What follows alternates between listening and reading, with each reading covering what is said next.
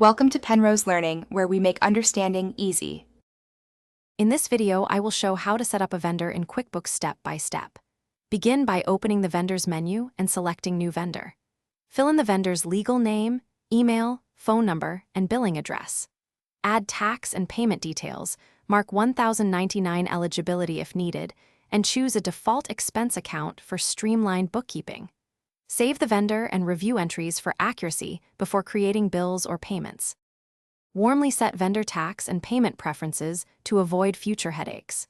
Use the tax section to pick the correct classification and mark Form 1099 eligibility when required. Pick a default payment term like Net 30 to keep expectations clear. Specify the preferred payment method and add remittance details so payments route correctly. Double-check tax ID and addresses to ensure reporting accuracy and smoother reconciliation later on. This is a quick break to ask you to subscribe and like if this guide is helping you manage vendors better.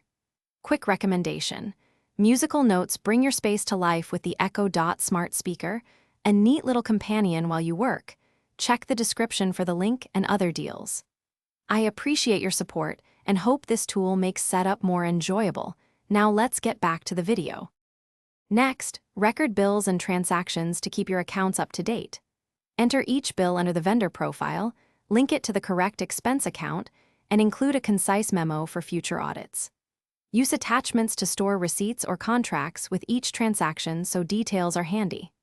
Finally, schedule or batch payments to control cash flow and maintain strong vendor relationships while keeping your books tidy and searchable.